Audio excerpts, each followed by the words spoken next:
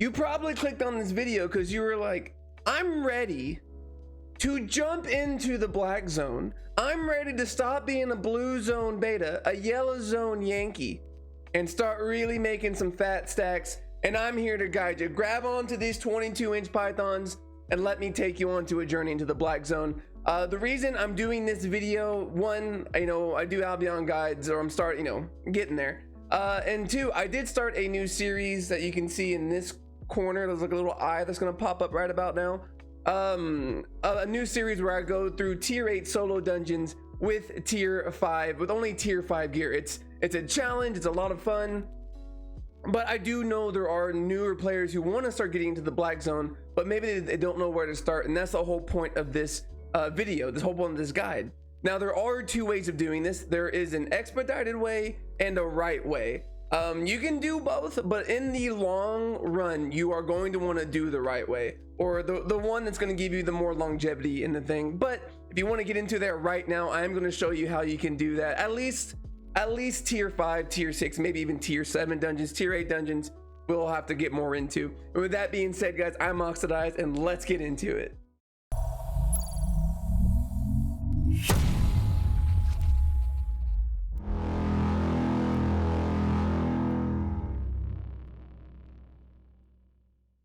All right, when I say expedited, I mean, I'm talking short, sweet. Here's all you have to do to start at least attempting black zone dungeons. Okay, it's nice and simple.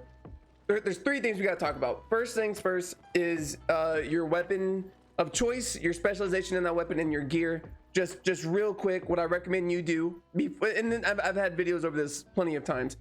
Pick whatever weapon that you want to get really good with. I chose swords. I'm at 100 in swords now. Broadswords is getting to 75. I have my artifact swords at 24. That might not seem very impressive, but once you start leveling these up, you'll see why this is a little bit more impressive than you think. I mean, obviously it's not 100, but you know what, you understand it from there.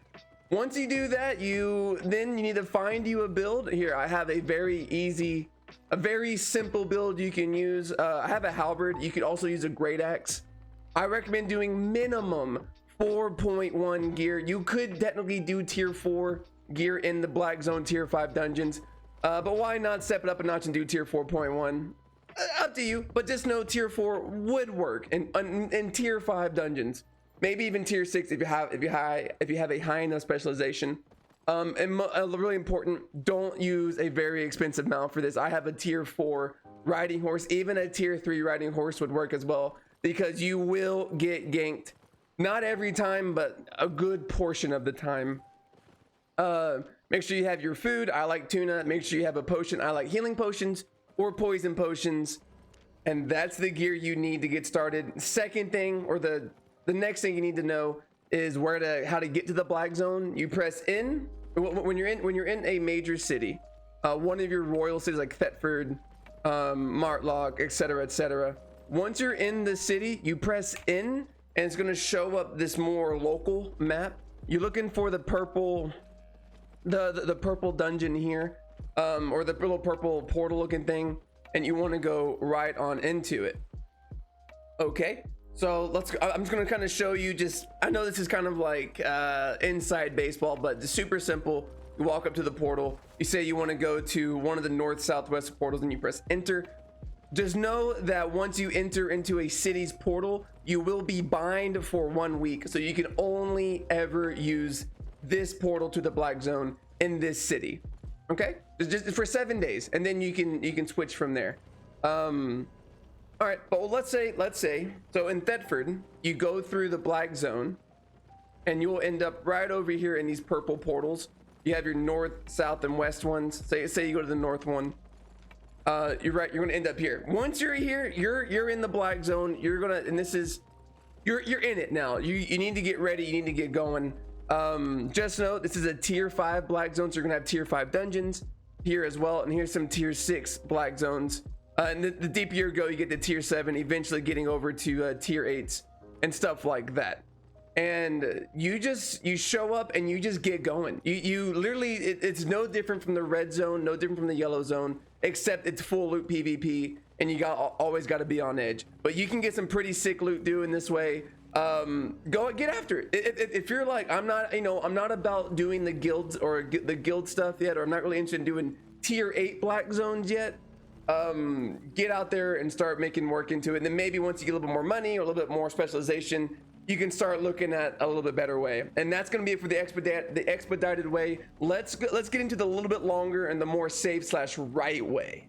All right, everyone, the first step I recommend anybody do, even in the expedited way, you don't have to do this, but this is something I didn't talk about because, again, that's going to be for the individuals who just want to get into it, and you can still get it done without really even thinking about this because it's just going to happen naturally. But in this way, I want you to think about this. In your Destiny board, there is this really, really large path here. These are your Reaver paths. Notice it has a passive bonus here. Damage versus creatures of tier 3 or higher is increased by this much percentage, as well as your defense. Every single one, it goes tier 4, then tier 5, then tier 6, 7, all the way up to Elder Reaver, which is your tier 8 stuff. And you end up doing a lot more damage to these tier 8 monsters once you unlock this.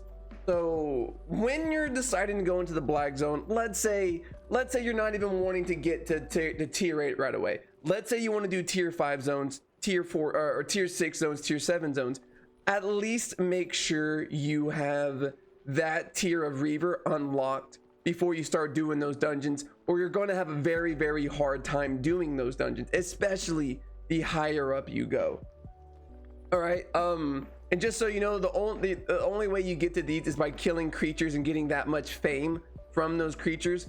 And honestly, you'll get to Elder Reaver by just playing the game in yellow and red, yellow zones, and even in red zones, pretty quickly if you're just grinding dungeons for a while. I remember getting Elder Reaver within like maybe a week of the game, maybe a little bit longer. I don't quite remember the time frame on that, but I remember being like, "Whoa, I already got this." So just keep that in mind. So even if you don't have Elder Reaver, at least get to tier 7 or tier 6. Okay, this is a weird but fun topic to talk about. Getting into a guild with black zone presence. The reason you want to do this is you have a little bit more safety and a little bit more control of the areas you're able to do your grinding in. This is something that I was really stubborn about in the beginning, but now that I'm in one, I couldn't see myself not being in one. As you can see here, I can zoom in. Well, it didn't get any bigger. I'm in the bacons. I'm the bacon bits, which is like the more beginner or more noob friendly guild. And by the way, noob friendly means like under 10 million fame, under 20 million fame sometimes. And I'm sitting at like, I just got the 10.2 million fame. I don't mind being in this guild. I just wanted the black zone presence. I don't care about my rank in the guild, not yet at least, right? But just to enable to join one, I don't really have a good way of showing you here, but this is the guild tab. When you're in the guild tab, it'll have like a list of guilds, and it's going to tell you your requirements. You can search by beginner, you can search by expert, and you just look through those. The better way of looking for a guild is by going to the map and looking at where you want to grind. When I was looking for a guild, I was ready to start grinding tier 8 dungeons. So I was like, okay, who has presence in tier 8 here? This is the Alliance of Armor. So, or I could maybe talk to the Alliance of Etzquad or the owner of Rang, right? Or maybe I can look, it's the same exact one. Or maybe I can look, maybe I want to do tier 7 dungeons. Who has presence over here in this tier 7 area? Whoever the Black Order is, or like, or over here, this tier 8 dungeon is again with the Black Order. So maybe I should join Black Order. Or what I did, I was like, okay, if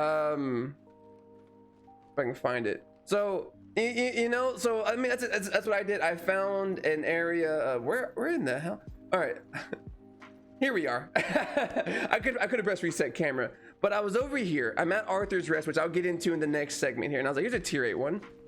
Bacons, clap. All right. Or like over here, there's a lot of bacon presence, eggs, and eggs is a treaty with bacon. They're like, you know, they're not alliances, but they have, you know, they have some, if we saw each other, we're not going to attack. But even over here, I have a hideout in a tier 8 zone. I'm like, this is the guild I want to get in. This is the alliance I want to be a part of. I looked for him on the guild manager, and lo and behold, I was able to become a part of their guild. I joined the Discord, and now everything's going very, very easy in that sense. And I could go a lot more in detail with the guilds. If y'all want me to talk a little bit more about it, I can do that. No issue. All right, but get into a guild, find one that you enjoy as well. When I got into the bacon, I'm not trying to be an ambassador of bacon or a recruiter for bacon. I'm just telling you, when I got into this guild, I was meted by a recruiter. They were super nice. They're like, hey, if you need anything, just let us know. If you're in this guild, you don't have to participate in the group content or the guild content, but if you want to, feel free to sign up for it and stuff like that. And that's the kind of freedom I wanted. So be sure it's the right guild for you, but make sure it has a black zone presence if you're wanting to do black zone stuff. Hey, what's going on, guys? This is just a quick insert that I wasn't going to do in the beginning while I was going through this video, but I wanted to talk on it. These are about hideouts in your guild. So in my guild, I have one right here. I also have another one right here on my alliances, the Bacons. So I want to show you what a hideout is. I don't want to go too much in detail about it because it's not about the hideouts. But what this is going to show you is, one, a hideout is just a small town within your guild. You have a place to repair, you have a place to store items. I even have a little bit of pork pies here from when I was gathering, and there is a marketplace. But the only issue with the marketplace inside of a guild hideout, that it's only in that hideout, so it's not used that well. So you might be thinking, why would I want to use this then? Let me show you the usefulness just really quickly.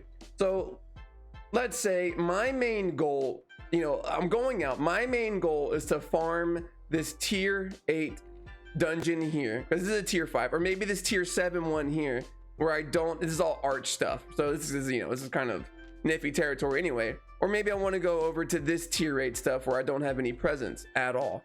Well, one, if I'm at a tier 8 zone, here's the hideout, is the Bacon, so there's also one here for me as well, but there's a whole bunch of dungeons here. I do these dungeons, and I end up getting full, or maybe I got some pogged out of my mind loot that I don't want to lose, but I'm not done with my dungeoning yet, or with my fame farming. Well, if I'm here, I can go drop this off at the hideout, and it's going to be safe. I have access to this one as well, I believe.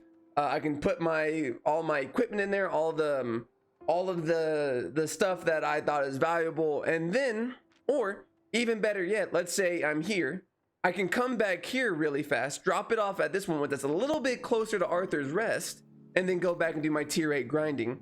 Let's say I'm done for the day. Now I want to go sell all my loot.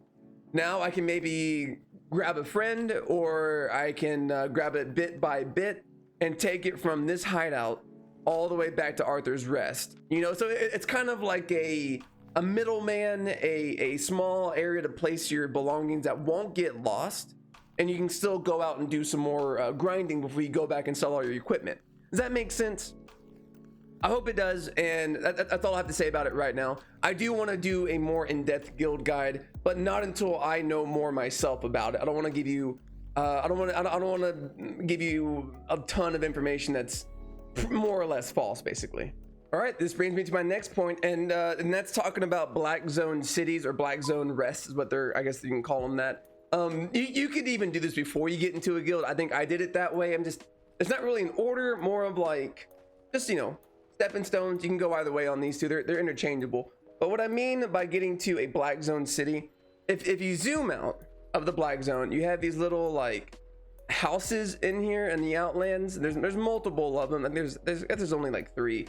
Yeah, and you want to get to these because they are like they're very, very similar to your like Thetford and your royal cities. However, you are in an area, it's completely, when you're in the, like Arthur's Rest is an example, when you're in this area, you are free. Do not have to worry about getting looted. You are completely safe once you're in this area. As soon as you leave, brother, it is fair game, so be very careful. However, once you make it here, you now have you have a home base. You have a guaranteed home base that will allow you to have a somewhere to come back to from when you're doing your gathering. If you're in a guild, you also have hideouts, which is something I didn't go into in the guild portion. because maybe I think I'm going to save that for an actual guild guide, basically, of like how, you know, why you should be joining a guild. But once you're at Arthur's Rest, and like all the royal continent cities, it has its own marketplace. So everything here, I've noticed everything here, pretty much everything here is more expensive than at a normal yellow zone, blue zone, royal continent city. I think it's just the nature of the beast, because everything here is a little bit more in game or like late game, mid game, high octane, high testosterone, 22-inch python kind of situations here. So yeah, and basically that's all there is to it. But just a couple of notes. You have to make it here from one of the portals. So, you know, if you want to brave it through Arch, or if you are a part of Arch, you can go through the blue portal here, blue portal here in Martlock, and make it to Arthur's Rest, or even go through the Bridge Watch one, which might be a little bit easier. I'm not sure. I actually had a viewer, shout out to Light Shadow, get me from blue zone, or from the blue portal, because he was in Arch, and I was able to ride his coattails all the way to Arthur's Rest. Alternatively, you can go from Thetford to Morgana's Rest. I mean, sure, I mean, it has the same exact qualities as Arthur's Rest, but you know, there's some tier 8 zones nearby, but you know, totally different guilds are a part of that. That's more of Rang side. Or you can even go to Merlin's Rest from, I'm guessing, Limhurst is the closest one. It's actually like super close from Limhurst. So there you go. I think this is a crucial step to move move forward and to keep your longevity in the Black Zone. This and a guild are probably some of the two most important ones. Well, they're all really important, especially getting Elder Reaver. And then I'm getting off topic, but that's going to be it for the getting into the Outland cities, guys. Big bruh moment on my end. I meant to tell you that when you make it to a certain city, like an Arthur's Rest, inside of the Black Zone, or Morgana's Rest, or the Merlin's Rest, you have to make it your home.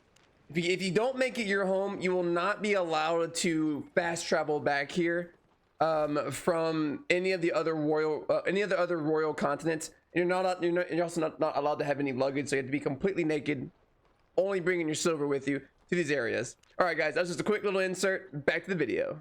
All right, so these next couple of steps are going to be a little bit more more of my recommendations than they are more of like a necessity. Does that make sense?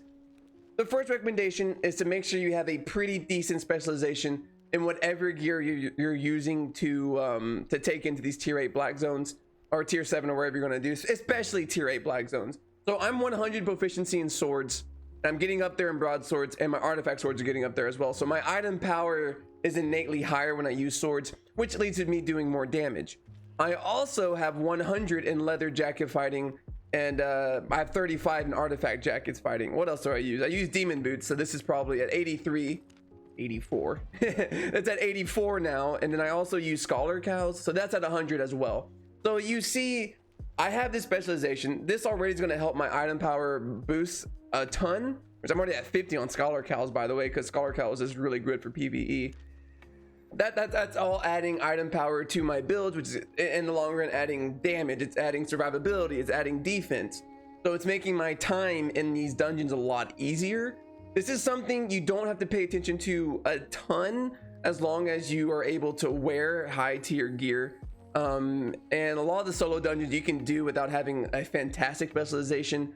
So you can and you can grind like tier 6 and tier 7 black zone dungeons to eventually get to the point where you feel more comfortable doing tier 8 black zone dungeons, or you know, stay in the red zone, stay in the yellow zone, and then make your way to the black zone once you feel like you're ready to go, basically.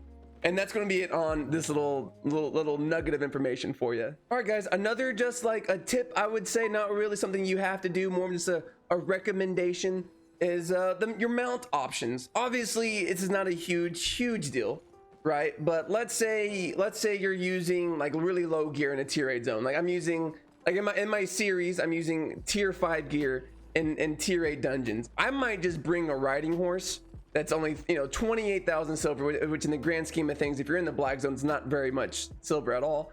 That way it's expendable. So if I do get dungeon dove or ganked while I'm in the black zone, oh no, I lost another 30,000 silver on top of the other loss on the gear that I'm wearing. Boo hoo. Let's say you you know, you maybe have a little bit more gear, you want to have a little bit more survivability in the black zone trying to dodge ganks, I actually really recommend going Swift Claw.